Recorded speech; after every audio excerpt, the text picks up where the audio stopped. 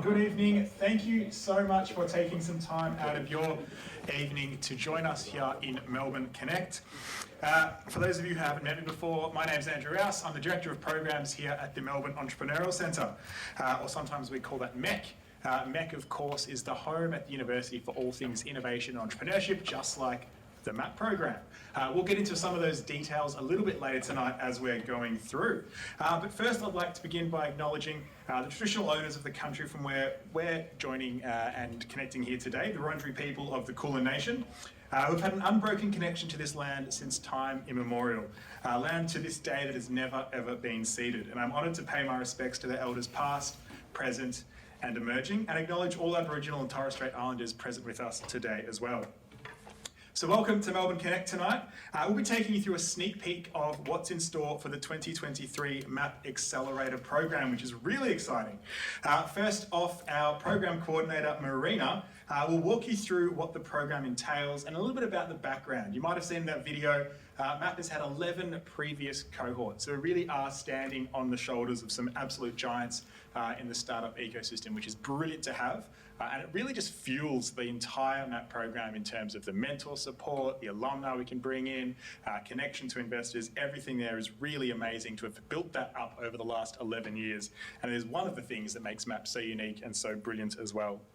After that, we'll be joined by Simon Murphy, our Chief Entrepreneur in Residence, who will explain how the application process works, and perhaps more importantly, some of the key things that we'll be looking for to help you in your application towards the MAP 2023 cohort.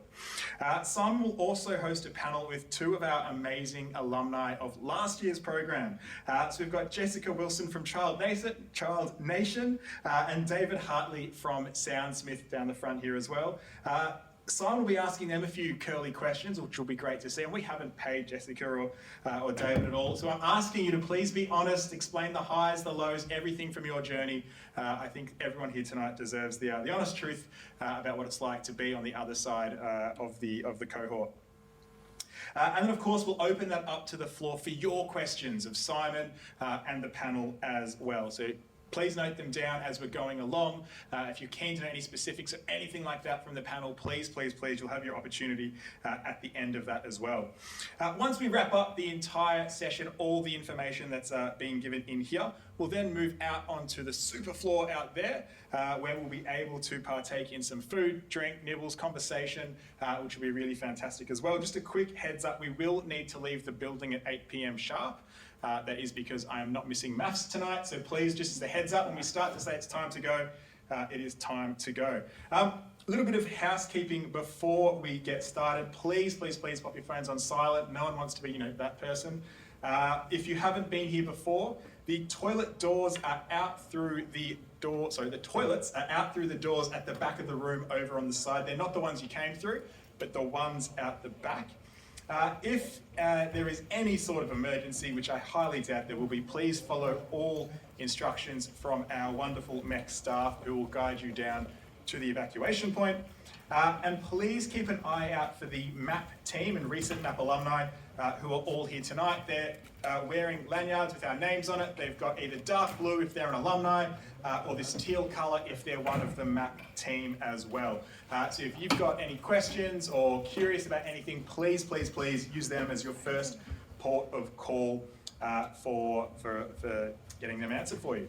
As I said before, we'll have the opportunity at the end of this for some food and drink outside, and then it's up to you over the next 10 days to get your application sorted and get them in, making sure not to miss the deadline as well. So with all of the warm-up act done, it's my absolute pleasure now to hand over to our program coordinator, who'll give you a rundown on all things MAP, Marina.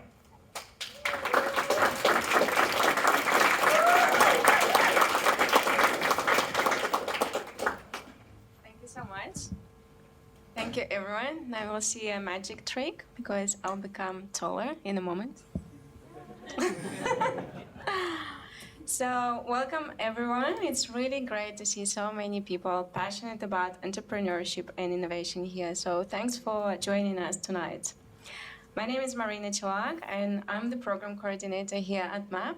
And my role is to ensure that everyone who goes through the program has really great experience gets the best value out of the MAP community, and of course takes away many memorable moments by the end the program ends. Now, MAP was established by the University of Melbourne in 2012, and it all started with 4 teams from the Faculty of Engineering and IT. And today, MAP is part of Melbourne Entrepreneurial Centre, home to the gateway to entrepreneurship at the university.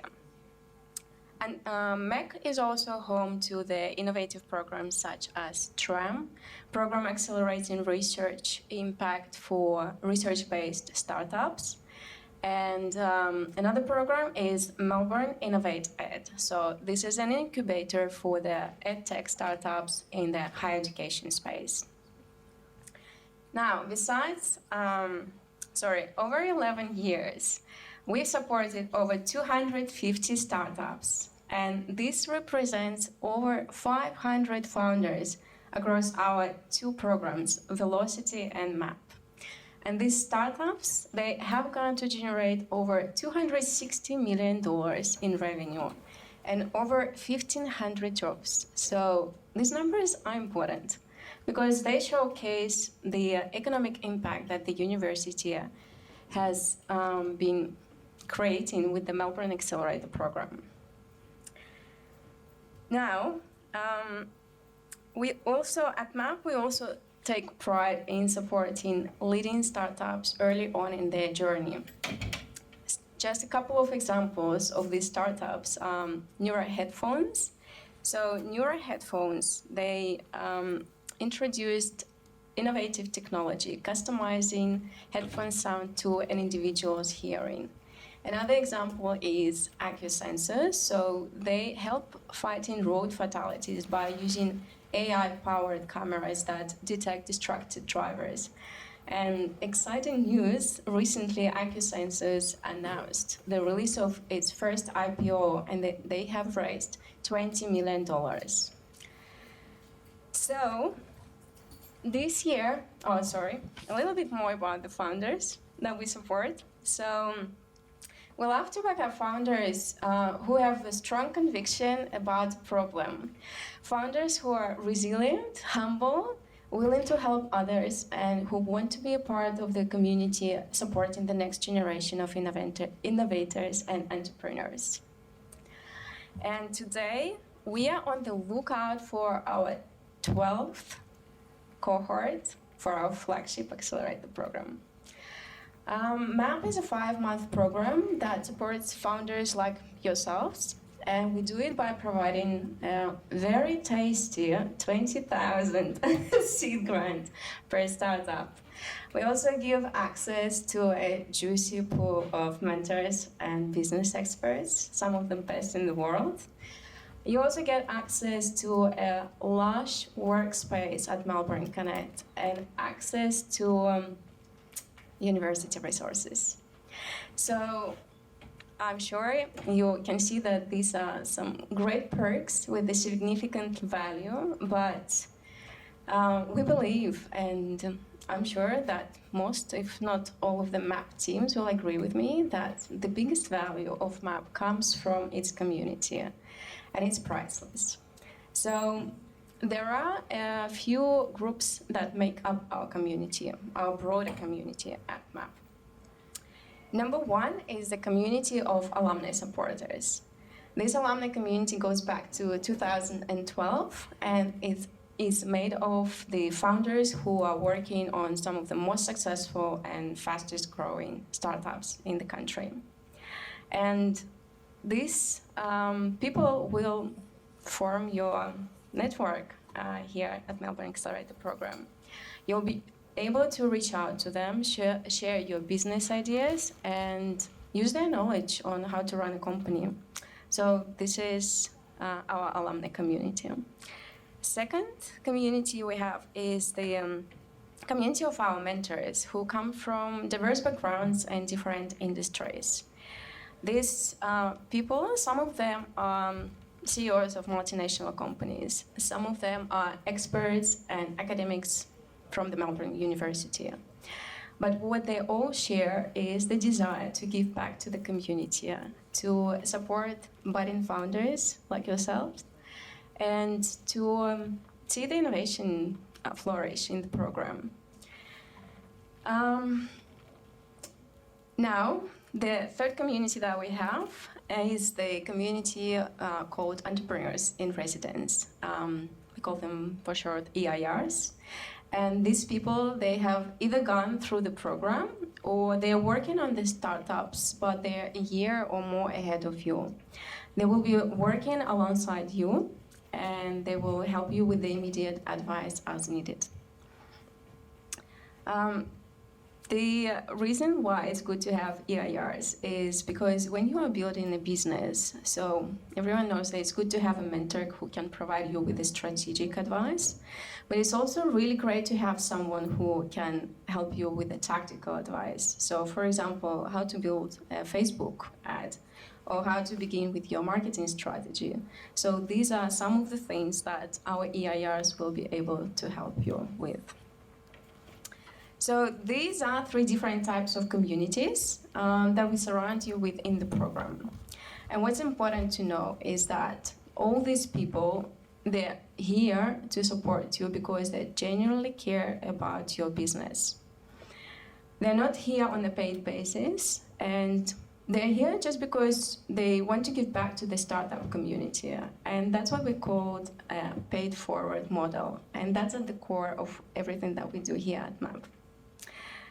As you might know, we don't take equity in your startup, nor do the mentors. But some of the mentors might go on and become a member of your advisory board later on. Or some of them might even invest in your startup after the program is finished. But during the program, while they're doing the program, they're here to support you, just as I mentioned, because they generally care about you and your business. Now, some of the ways you will spend your time over the 5-month program. You will attend mentor dinners. You will meet high-profile mentors who will talk about their entrepreneurial journey and help you create that global mindset. Then there will be workshops, there will be investor office hours. We will run learning sessions with EIRs and service providers who will give you access to some tech tools helping to your startups to succeed. In between these events, don't worry, you will have plenty of time to meet with your customers and work on your business in the comfort of Melbourne Connect. The other thing that is really cool about MAP is the visibility that your startup gets. So we run many events, master classes, public-facing events, but there are 2 key industry recognized events that we run for you so you can get as much exposure to an ecosystem as possible. And they are MAP Launch and MAP Demo Day. So the MAP Launch happens at the very beginning of the program, and it introduces your business to the community from the very start. It will allow you to build connections to the community members who might offer you to help in many different ways. And the second event is the Demo Day. So at this event, which happens at the end of the program, you will be showcasing the progress that you have made during the program. And again, this is another opportunity for you to reconnect with the community and ask for help in terms of funding or maybe talent that you require to build your business. In addition to this, there will be plenty of opportunities during the year to hear from some of the most prominent founders, network with our alumni, and of course meet some talent at the university. So now, if you think that you are ready to apply for MAP, there are 2 entry criteria, and you will need to meet at least one. So the first one is either you or your co-founder has an affiliation with the University of Melbourne. So you are either staff, alumni, or a student. And the other way you can be eligible to apply for MAP is if your startup is classified as a social impact startup. Remember, you don't have to meet both criteria, you only need to meet one of the two. So we understand that social impact can be a very broad term, so let me talk a little bit about that and what we see as eligible for MAP. So you can be considered for the program if your startup is solving a problem in the area of accessibility, inclusivity, and/or social equity, or if your startup is improving lives of people through health and wellness. Another type of social impact we consider eligible, projects solving environmental problems, working in sustainability, and helping to build smarter cities. We are also lucky to have Melbourne Climate Futures sponsor a position in this program for a team whose primary purpose is to contribute to solving the climate crisis. So the other thing to keep in mind is that accelerator is intense. We want to condense into 5 months, something that you would otherwise have achieved in 15 to 18 months. So for that reason, we do require that at least one of the founders is present full-time in the MAP office, and that person will need to work full-time on the startup. So if all this sounds good to you, and I really hope it does, the next step is to put your application in. Check out our resource library on the MAP website. That library contains application toolkit, deadlines, and eligibility details. But you also can access the application toolkit today by scanning the QR codes in the foyer. So this is what I wanted to share today about the MAP program. Now I'll pass on to Simon, who will run you through the 4 stages of the application, and he will also explain what we look for in the applications and how to make sure you ace it. So thank you so much, and all the best of luck with the applications and with your startups. Thank you.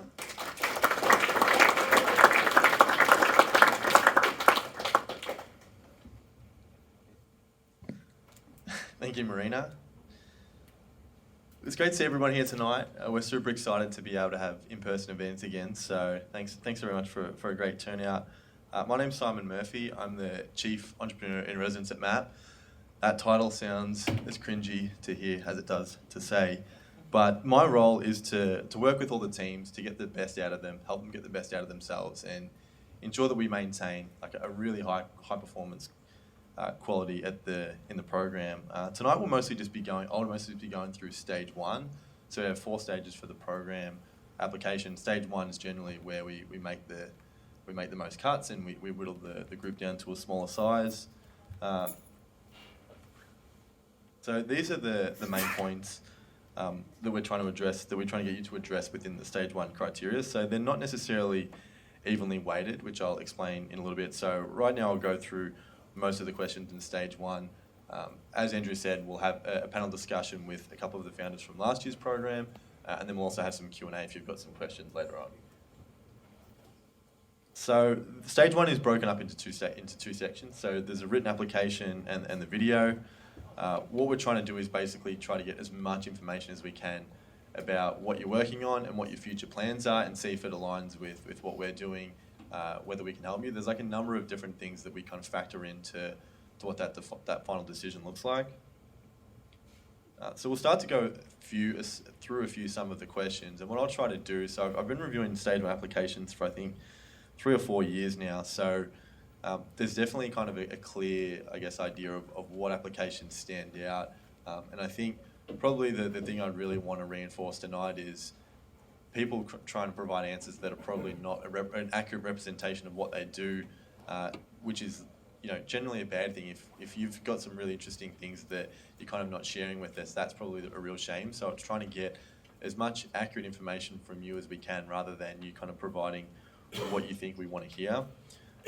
So even with something as simple as like what your startup aims to solve, try and give us a really clear sort of summary of what that is. Who does the problem directly affect, and what are the impact or consequence of this problem? And the best way to think about a lot of the questions is to start from kind of like a micro section of the problem. Like, how does it affect a particular customer or a particular person? And then how does that sort of problem extrapolate out to being like a big kind of global problem where there would be a solution that a lot of people would want to use and pay for, and that would kind of make their lives a lot better. A good example to think about is Airbnb. Their kind of like problem statements were price is an important concern for customers when booking travel online.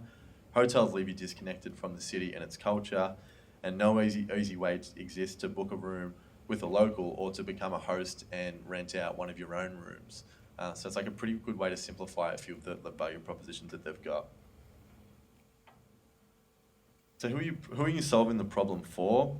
This is what we want to know, the ideal customer. I think a lot of people here think that if they focus on like a segment or like a specific narrow customer focus, that we'll be like, oh, that's like too niche and isn't a big enough market for us to, see you become like $1 billion business. And it's usually kind of the opposite of that. I think when we get more specific idea of who your customer is, the better it is for us. And if you look historically, that's how every good business did start, with like a very, very small niche, and they were able to kind of expand it. So having a very clear ideal customer profile tells us that you've really done your research and that you kind of have a very clear idea of who the product is for. Even if you look at like Facebook, they started off just as a platform for students at Harvard, and then as they expanded out to like students at Ivy League schools, and then students at kind of all colleges, and then now it's kind of dominating the world. But they started off with a very kind of like small niche, really found product market fit and grew it from there. So what is the solution to the problem? Probably the biggest challenge here is that people will sort of assume that we'll know a lot about like what their industry is or what they're in, particularly if it's a pretty technical solution. The best thing to do is just to completely dumb it down for us. Like, I'm notorious for not getting things really quickly, so simplify it as much as you possibly can. And what that means is basically just clearly outlining like what the product actually does. Like I said, assume we have no knowledge. Like you would explain it to like a stranger, grandparents, maybe it's like a kid, someone who's like, you would really need to provide a very simple explanation. Like Uber's pitch kind of one-liner was fast and efficient, on-demand car service. So I think trying to understand like what the benefit and the outcome of the product is, rather than just kind of like listing lots of features. I don't have a list on the slide, but one of the questions is, why is now the right time to solve the problem? This is a pretty challenging one because you can't really predict the future. But if you look at historically companies that had huge growth over like a shorter period of time, or even had like really good compound growth, it was generally because there was some sort of timing, macroeconomic or external, that led to that. So even just having a think about what that timing might be for you for whatever the particular product or service is, and what might lead to kind of increased growth.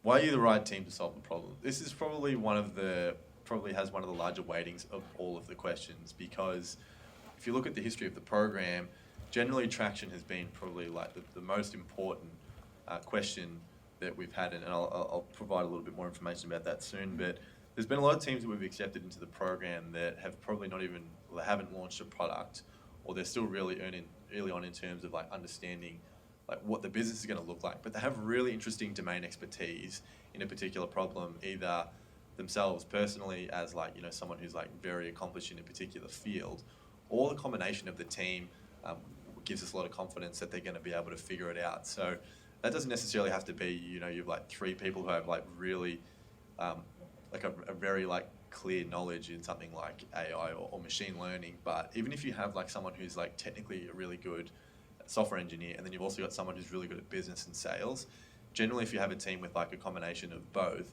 we want to know like if you're really good at building product, that's awesome, but how are you going to kind of sell it to your first 100 customers? And similarly, if you don't have a software developer or someone on your team internally, how do you foresee that would work with like an external development team? So any kind of insights you can provide into the way that the team works and how you think that will grow and improve over time would be great.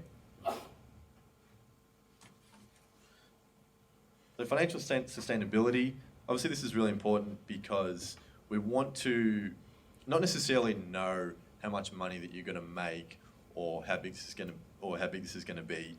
And like Marina said before, we don't actually take any equity, so we're not a fund. So you have to try and wow us with throwing like huge $1 billion numbers of the industry and really kind of complicated stats about the market. But what we want to do is know a lot more about how you see the unit economics of the startup both today, even if you haven't launched a product yet, and how that will grow and improve over time. So providing a bit of an insight into what the next 12 months will look like is really great, but then also pairing that with what the overall kind of ambition is. And I would say people kind of get tripped up a little bit in that they're thinking about sort of survival and we're going to be profitable in X amount of months or we're going to be break even at this point. That's helpful for us to know, but in this type of industry, like a lot of the outcomes are kind of binary. Like you might not make any money or you'll make a lot of money. And again, there's no kind of hard and fast rules for everybody, but that is a good guide. So if you can give us information about what you feel like the next 12 months will be like, how you plan to kind of sustain the business to be able to work on it full time, and what the overall ambition is. How big can this be? Like don't think like, oh, that's like stupid, they'll never believe that. Because like the only way that you can build massive like generational billion-dollar businesses is if you actually think you can and if you set that as a goal. So again, like trying to sort of start small, like what's the next 12 months look like? How big can it be? And then kind of working your way back to today and like what you're going to work on and focus on. And then maybe just some other insights about how you feel like the business will be funded. If it's going to be bootstrapped, where's that kind of capital and money coming from? If you'll require external investment, what does that look like? Again, we're not going to get perfect answers. It's more about trying to understand your thought process behind it and your thought process behind how the startup's going to work and how it's going to look into the future. It's impossible to know. Probably you'll look back at this in 12 months and be like, what was I thinking? But the most important part is the thinking that goes into it. So my favorite question, how will you acquire customers? And if you already have some customers, how did you acquire them? This is really the hardest thing about going from 0 to 1. And I think some of the, particularly like teams that are a little more like technically focused on product, you might just assume, oh, we're just going to build these next 5 features, we're going to nail the product, we're going to launch it, and then people are going to be like queuing up to throw money at us. It just never works like that. So what we're really keen to hear is, on the customer acquisition side, is what is there like particularly relevant to your industry or to your product that you're working on that you feel like will give you a unique advantage to acquire customers? Again, thinking about today, so maybe like if you haven't launched the first 10, the first 100, that type of thing, and then how is that going to grow and improve over time? If you can provide some sort of like unit economics of how that will work to like the cost to acquire customers now versus how that will improve, that will certainly get my attention. And the best responses are usually specific to the product and to the industry. Saying broad things like, particularly if you haven't launched yet, like Facebook and Google ads as kind of an answer is not great because it's very generic and anybody could kind of technically use that type of answers. And even things like leveraging your personal network. This can be helpful to a certain point if it's like a B2B SaaS company and it's in some particular industry where you've got a lot of contacts. But then think beyond that, because your personal network, I mean, I don't think anybody in here has $1 billion personal network. So how are you going to get the next sort of like 100 sales after you kind of like, you know, evaporate that initial network? And if you do have like amazing amount of acquisition from Google and Facebook ads, give us more information about it. And don't just say, oh, we've acquired 1,000 customers from Google ads. Like, give us a breakdown of how you did it, because again, it's like kind of like when you used to do tests back in school, and it would be like, give the answer, provide your working out. Like the working out part for us is probably just as important as the actual answers. A good way to think about a historical example is Dropbox was one of the first B2C cloud storage platforms for people to store documents in the cloud, and what they'd anticipated, because they were quite young when they started it, was that they provided it for free for individuals. They provided it for free for individuals, and they also partnered with universities. So you would sign up as an individual, and you would sort of store all your documents there, and then you would send someone a document like you previously would with like an email or a USB or a floppy disk if you're really old, like me. And that would allow them to be able to download the link and then sign up to have to access the file. And then when you do that at universities, you're getting people who are starting to use cloud storage for the first time. It's like a very, very cheap way to acquire a university student that will hopefully become a lifetime user of a product. So again, using things that are specific to what you're doing, even if you haven't done them yet, it'd be great to kind of understand what the thinking behind it would be like. Probably the most important question of the application is the progress. And again, if you don't have customers or revenue, That's okay. Try and think of like other things that you can think about that you've done. And now the best examples are customers or revenue for obvious reasons, because people don't pay for a product that just to kind of be friendly. That's like a really great example that that you've built something of value. Detailed research with customers is also really good. So if it's more like customer interviews, like 50 or sort of 20 to 100 interviews would be awesome to hear about if you've personally spoken to that many customers. If you've done more like surveys and things like that, over 100, around 1,000, that would be awesome as well. Again, these numbers aren't like kind of hard rules, but just a bit of a guide of the sort of like level of effort that we'd like to have seen. Yeah, so customers and users, if you do have them, anything interesting that you've learned from them. So say you had an idea about what would happen when you launched a product, and then you launched it and something completely different happened, and now you've kind of like learning from that. Or maybe you launched it a month ago or 6 months ago, it bombed, no one bought it, no one paid for it, but from doing that, now you've like learned from that. Any kind of like trial and error, we really like to see, because I think people assume that if they haven't launched a product and they tell us when we do launch it, it's going to do $1 million of sales in the first month. I think it carries more weight to say, I've only got one paying customer, we launched 2 months ago, and it's been way harder than we thought, but from that we've learned this, and now this is our plan next. So really that kind of like learning journey is really, really important to us. Poor examples of traction, or sort of vague examples, are things like conversations with industry partners. If I had $1 for every time I'd heard, oh, we're having conversations with Telstra, we're having conversations with this person, I'd have enough money to write your seed round. So be a little bit more specific and try and give us more examples of like what things that are kind of actually done and can be kind of proven.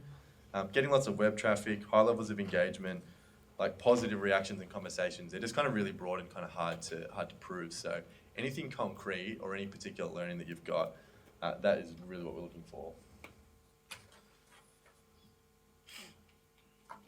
So how can we help you succeed? So there's a couple of questions in there that are more about trying to understand like what you want to get out of the program and how we feel like you align with what we're doing. So a good way to maybe think about it is like, what brought you here tonight? Like what would have you really excited about being in the program? Like if we called you tomorrow and we're like, you're in the program, what would kind of be the first thing that you'd be excited about? Like there's not real right or wrong answers here. Actually, that's not true. If you say I just want $20,000, that's not the right answer, because everybody wants that, and it definitely won't be one of the best answers. If successful, how would you contribute to our community? Again, a good way to think about it is to think about like any kind of like groups you've been in. So whether at university or a sports team or something, a group project, like explaining like what you contributed to the success of that group or organization, and your overall positive impact. That was things that we really want to know, because as Marina mentioned, we're really big on community, and MAP has been able to kind of become what it is because people that have been through the program or have had any involvement are always willing to give back, and the program is really kind of built on that. So when we're recruiting the next generation of founders, that's sort of something we want to see that you have in mind as being particularly important. The video application, so we do have a lot of information about this online. So I think there's both a guide on the website for how to particularly go through and answer different types of the different points that we want to hear. And so it's definitely worth kind of following that guide. Don't worry about the production quality, so focus on the content. Create a script, I think, is a really good idea. I've watched nearly probably 1,000 videos at this point. There's a lot of kind of incoherent rambling because you can tell it's 10 minutes to the deadline and people just push record on their phone and they're just hoping that a magic pitch will come out of their mouths. So do a little bit of planning. I would say that's probably the one thing. Because it's 3 minutes, you assume you just turn your phone on and start recording. It'll probably take a little bit longer than that to script it, to record it, to probably maybe even edit it. If you're using slides, don't have too many words. Again, a really good thing to remember is that we do take care in every application that we go through, but we're like looking at potentially like 150. So anything you can do to kind of like simplify the application, make it really easy. A big point as well is do not go over 3 minutes. We do not watch anything over 3 minutes. So if you've left the golden magic line after 3 minutes, unfortunately it won't get heard by our team, just out of fairness for the ones that do follow the 3 minute rule. And do take up the 3 minutes. There's the occasional one that runs for 40 or 60 seconds that leaves a lot of time on the table. I'd say that that's about it on the video side of things. Again, just simplicity is the main thing. If you're using slides, minimal text just shows sort of like the key summary points. Don't feel like it has to be like provide an exhaustive amount of information. You've got a lot of space in the written application. Just try to give us and show us like what your personality's like. Pitch the business in the way that feels comfortable and natural to you, and just make it kind of clean and easy to follow. So kind of the overall tips.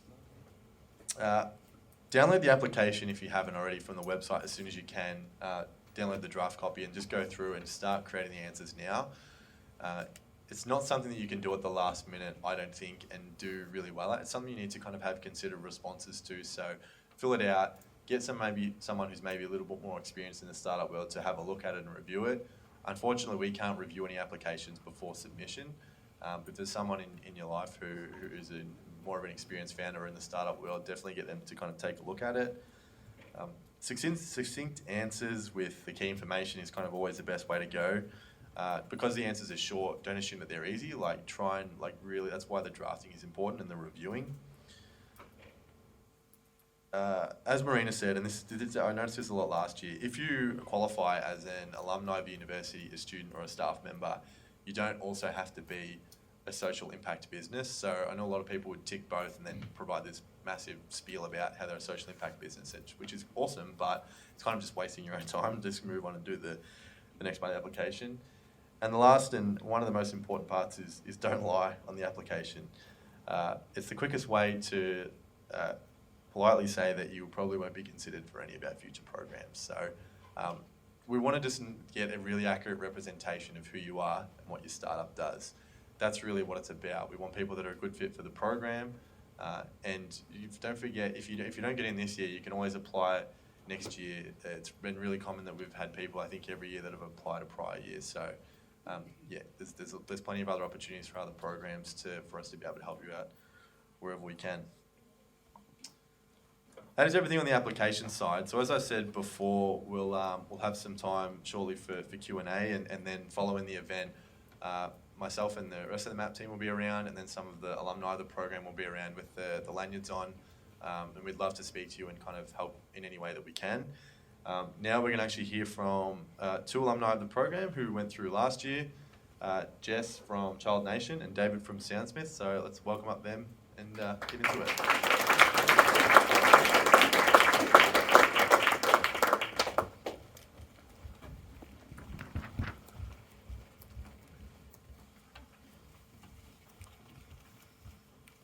Welcome. Hi. Hello. Rightio, so I might kick things off by getting a little bit of background about yourselves and maybe just a quick pitch about what your startup does. So Jess, let's start with you. Oh, okay. Hello, I'm an artist working in theatre and participative art, and mostly with children. And my business is called Child Nation, and it's digital guides that bring children into imaginative relationship with the places around them. And my customers are schools, libraries, and botanic gardens. I don't have botanic gardens as my customers yet, but I'm trying. I'm David. I'm one of the co-founders of Soundsmith. Soundsmith is originally a musician. Spent a lot of time working in the music industry over in the US after university, and then founded Soundsmith, which is a marketplace which connects musicians to content creators on TikTok and Instagram to help them promote their music and gain exposure. So I have two other co-founders, Mike, who's standing up over there and hiding, and our technical co-founder, Gajan, who's over in the US. So Jess, what stage was it your startup at when you applied for MAP?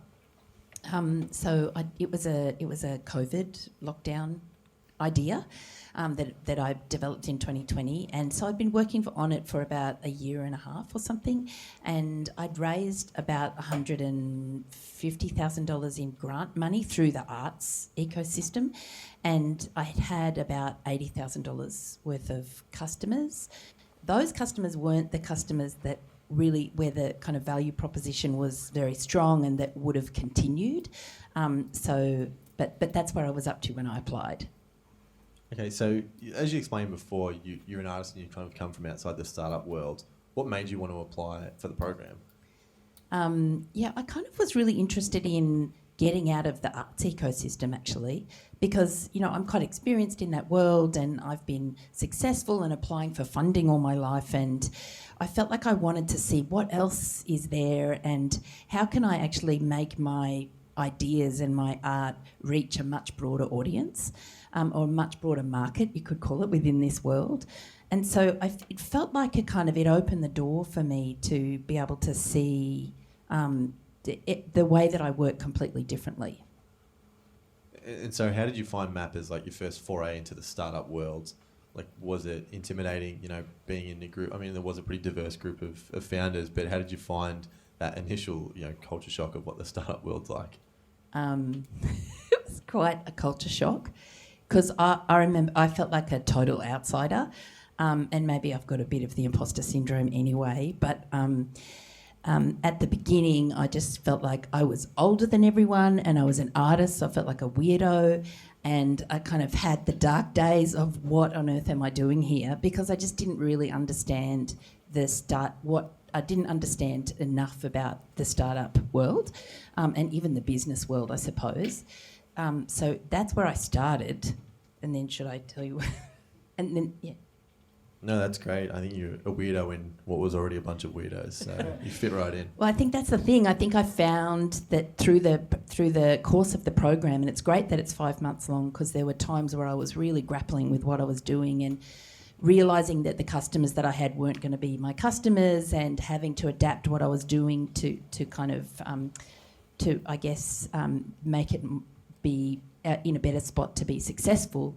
And then through the program, I discovered that everyone was grappling with similar things, and it just took time to kind of understand that being a kind of an entrepreneur in a startup is quite similar to being an artist, because you're actually kind of looking at you're stepping into new territory. So you're kind of, there's always that period of feeling a bit lost in the territory before you kind of find your idea and your way.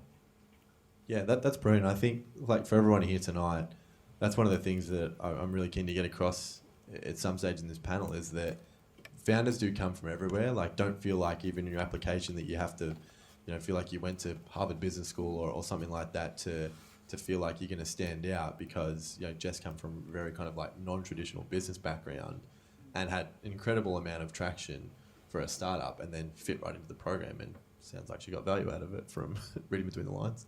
Yeah, I definitely did. And now I feel like really I kind of understand the world of business, and I understand the world of entrepreneurship and startups completely differently. So, and I feel like I'm connected with this fantastic community. I feel welcomed, actually. Amazing. Great feedback. Thanks, Simon. You're welcome. David, talk us a bit about what happened with Soundsmith. I mean, that sounded really serious. Like, it's something big incident happened. Nothing bad happened. But when you came into the program, like, maybe walk us back to what your idea was to build a startup versus like how that's changed over time to now. For sure. So, actually, quickly, I'm going to say as well that we actually originally applied for MAP in 2021, and we didn't get in, and then we kept working on our project and kept hustling, and then reapplied last year and were lucky enough to get in. But over the course of MAP, learned so much. We did so many things incorrectly and wrong, and it was amazing. Learned so many things. But for us, we started off essentially with this marketplace concept, and we thought we could connect the musicians directly with the creators, and we faced so many problems in doing that it's sort of, over time, we kind of changed or pivoted, or slightly, we're going through a pivot now actually, to a slightly different perspective on how we can work with creators. And we're actually looking at how we can help the creator management companies manage their creators more effectively, while also working with the musicians to help them promote music as well. And for us, it was sort of, we came to realize that actually sort of bootstrapping and moving to profitability was something that was really important to us, and obviously the market conditions as well. And so that was kind of a switch that we made throughout. I think for as well, like one of the things that I really learnt was, I came straight out of uni. I did like a Bachelor of Arts. I did history actually, no real business knowledge, and sort of really learnt by doing everything wrong essentially that at least it has felt to, I guess like looking after I guess ourselves as individuals and as a team, and how to go through that process was so important. And sort of the founder's journey of is really lonely, and that's why the MAP program I think was so important to us, because it actually allowed us, like Jess said, to connect with other people when we were going through it, and had all these learnings we had to do. We could see everyone else had already been through it before, and we're able to see those mistakes that they had made and hopefully not make them. Or, we all have a terrible day, be able to connect. We all have amazing days too, but yeah. Awesome. So both of you had like similar, I guess, starts in that you were working in a particular industry and you saw, for whatever reason, that you could, build a product or a service out of the industry. What were some of the learnings? Because, you make a lot of assumptions when you make a startup about, I'm going to build this product and then this person's going to buy it and it's going to grow like this. Like, what are some of the realities of what's happened, and maybe that you learned through MAP about even being an industry expert somewhat in what you do? Like, how did that learning, that trial and error process, how did that go when you were at MAP? It was hard. I think the sort of trial and error process for us was, a lot of the time, to be honest, it felt like we were hitting our head against the wall, because we kept trying to talk to customers, reach them in different ways, and things weren't getting through. And at the start, we had some really great traction and some really great interest, but converting those then into potential partnerships is really sort of difficult. And sort of the expectations of how you think things will work, opposed to how they actually play out, is so different. And I think really understanding that, the humanness behind business decisions was kind of really interesting for us, and like what essentially, especially say in B2B sales, what is motivating that person to buy, what is motivating that business or that CEO to actually have an interest in your company, and really trying to tap into that was something that I think that we learned. It's not like, let's build something, let's ship it, they're going to love it, you know what I mean? Kind of like they said, someone was saying don't do, but really trying to understand who we were building for, and try and connect with them on a deeper level. Jess, similar for you? So for me, the important thing to learn was this thing about, similar, like the value proposition. Like, why does anyone really care enough to buy it and to engage with it? And I'd already I had this vision that I was going to sell to tourist locations all over the world, and artists were going to build my adventures, and it was but very quickly I realised that actually the kind of art that's at the centre, or the creative experience that's at the centre of my product, wasn't really part of the value proposition for a tourism site. So they don't really care about that as their core thing that they really need. So for me, that journey, that was probably the most important thing I learnt, is how to really drill into why does someone want your product, and if they don't want it, then you have to work out who would want it or change the product. And so just the grappling with all of that, I don't know if that answered the question. No, I think it's definitely helpful. Like, maybe for the people that are wondering what the program's like, can you walk us through like a typical week in the program? Yeah, so there was a lot. It felt at the beginning like we were kind of just finding our own way in our own business. So it's very much an assumption of, you're coming up here to this fantastic space and you're going to just work on your own business. So that happened a lot. And then there was like a weekly roundtable where wonderful people would come in and talk to us, and then we would they'd bring a kind of theme, and we'd look at the kind of that theme through the lens of our own business. And then those sessions that were once a week started to evolve into a kind of sharing between us, where we supported each other as we got to know each other's businesses. And then we would have we'd have a lunch and learn session every couple of weeks. Again, someone fantastic would come in and talk to us, and we'd be able to all offer or ask questions and learn from their experience, really. And then there would be evening session, what were they called? Dinners. There's a lot of generosity around food. So if you like food, there's plenty of it provided. No guacamole with the Mexican food, though. Lots. Yeah. Love no guacamole, Awesome. Did you say? Yeah, no. Well, you just talked about how much food we're providing. There's Want so to kind much of manage food, our isn't there? expectations. That's right. Yeah, that might change this year. David, we've talked a lot about the cohort effect. Can you kind of describe what that's actually like in the program? Yeah, I think for us the cohort effect was what really allowed us to learn, right? So literally sitting at my desk, Jess actually sits in front of me. So we'd be having thoughts and I go, oh, what are we doing? Is this right? And then Jess would go, oh, I'm thinking something similar. Like, let's chat about it. We're both feeling this kind of way. Or, when we're sort of learning how to maybe run our sales a bit more effectively, B2B sales, just being able to lean on everyone and get that energy in the room of seeing other people sort of executing and doing things and learning from all of their mistakes is so powerful. And I think the community aspect of the cohort, when you all buy in, it just 10x's the output that you guys are going to get from being a part of it. But I think actually, especially one really great thing that MAP does is on a Friday night, the mob talks, which is basically like you do a talk about something that isn't related to work, and it's a great time for the cohort to come together and bond and just relax. But yeah, did I answer the question? Yeah, I think that's. Okay. Well, I just want to say that coming from the arts industry, which is fantastic, I was blown away by the generosity that people brought with their time, because I thought this might be a group of capitalists when I came along. And coming from the arts community, of course it is, and I am too, but I guess I didn't expect that the degree that people are so busy at the moment now. But everyone was able to offer time. People would just stop what they're doing to help you with what you were doing. And I've never experienced that amount of generosity with time. Amazing, great feedback. I'm going to have one more quick question for you both, and then we'll open up to questions. Like, what's kind of the rapid fire, like, best piece of advice you would have for people sitting around here considering applying? With the application process? How to get the most out of the program? Let's stick with that.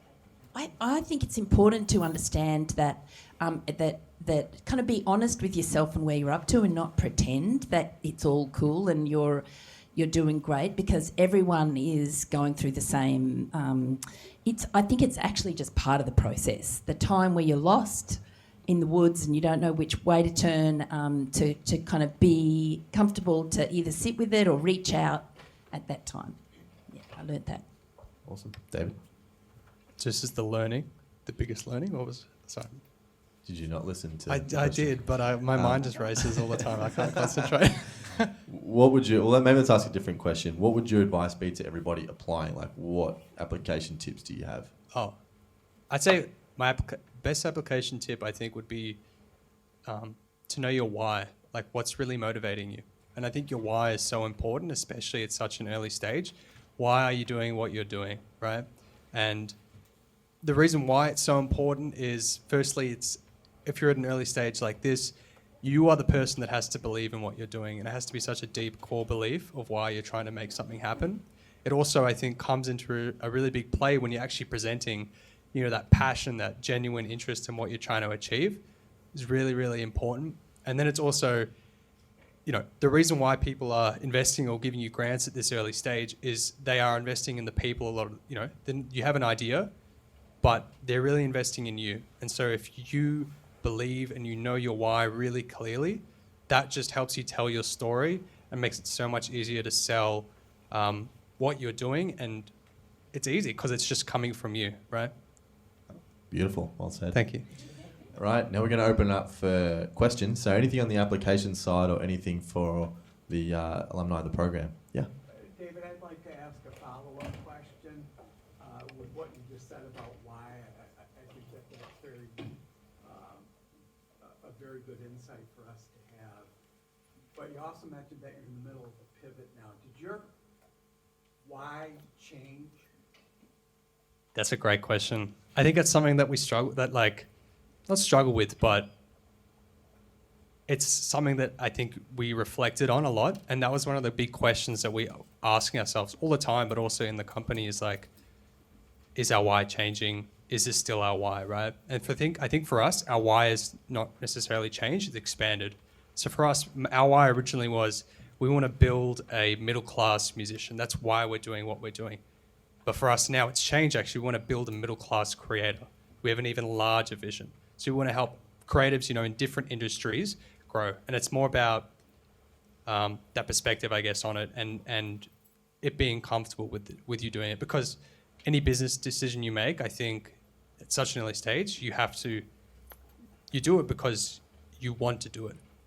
I don't know if that makes sense, but like, there's no one else pushing you to do this. So like, if you feel it and it feels right, and then move in that path, right, and trust your instincts. Thank you. And I think that's a really good point. Back to the application side of things is like being really genuine. Even you both provided great answers to how to get value out of the program and how to get the best out of your application. Is be really genuine. We don't expect you to have it all figured out or even to really have the why answer like nailed yet.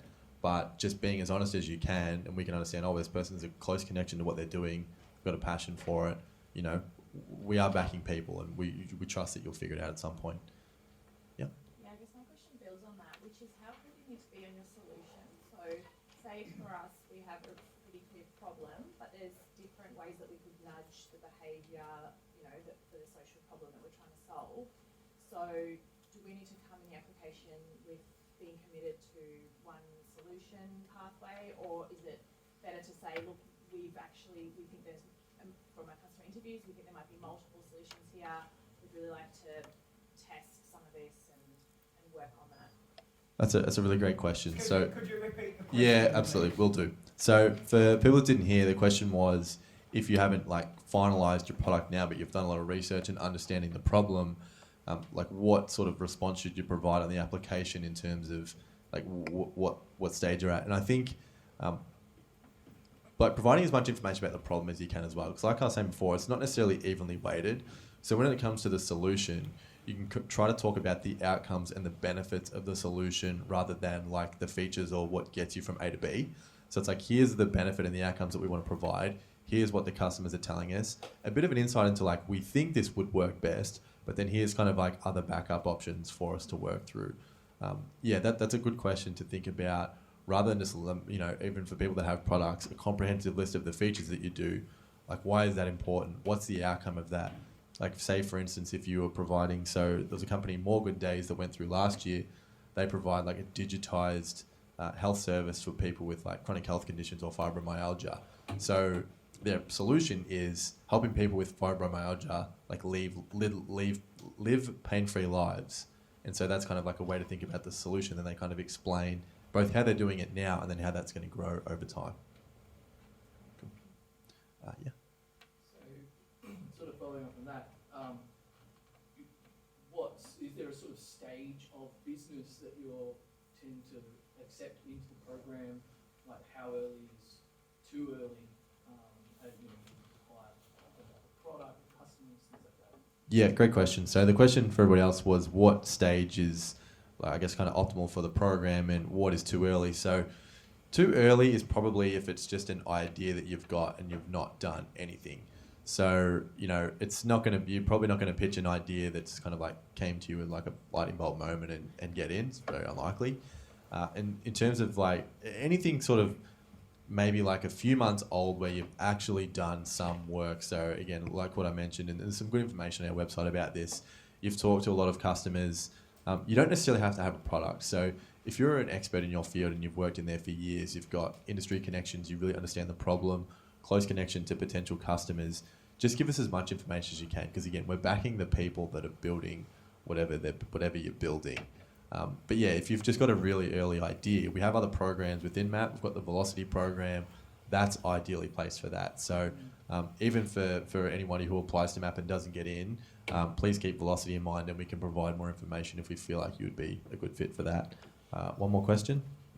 So this question for David. So you said that you had a go at the application in 2021, and that was many lockdown ago, but if you were able to travel back in time 2 years and add something to that application, which question or which one would you add? Which, like, what do you mean? Add to the application? Yeah, So just repeat. yeah. Pardon? Oh, yeah. So if I was able to go back Yeah. in time 2 years to when the first time I applied for the application, what question would I add to the Yeah. application? Yeah. Oh my God. What would you change? Oh, what would I change about? Oh, I thought you meant I had to add a question. All right, that makes more sense.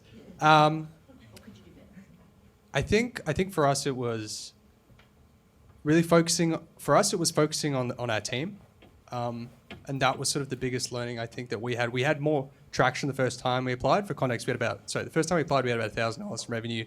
The second time we applied, we had about $40,000 in revenue, and so that was obviously we'd grown in that aspect. But I think for us, it was understanding who we are as a team, understanding where our skills are at, and how we all communicate. Because our team is different. You know, we have non-technical, we have technical co-founders, different personalities, and being really able to clearly communicate how we as individuals work together, but also what our superpowers as individuals are and how they complement each other. That's what I think is really, really important, because they're investing in you as a person and a team if you have a team as well.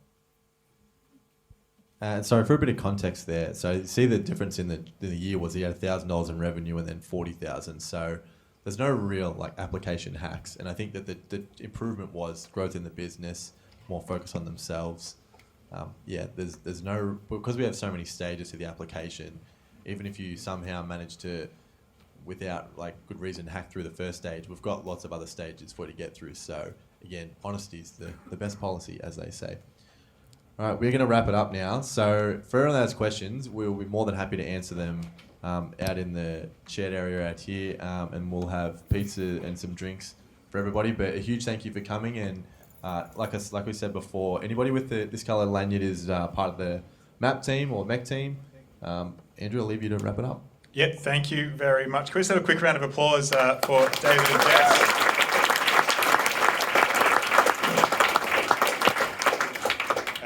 I thought it was just a bunch of capitalists, but everyone was so generous. I think that is going to be my go-to phrase next time someone says, "Can you explain MAP in just a sentence?" Now, I'm going to do something incredibly stupid right now. One of the pieces of advice we always give our teams when it comes to gearing them up towards some pitches towards the end is never, ever, ever, ever, in any situation, ever poll the audience, because it can go so horribly wrong. But just a quick show of hands, who is thinking of applying after tonight?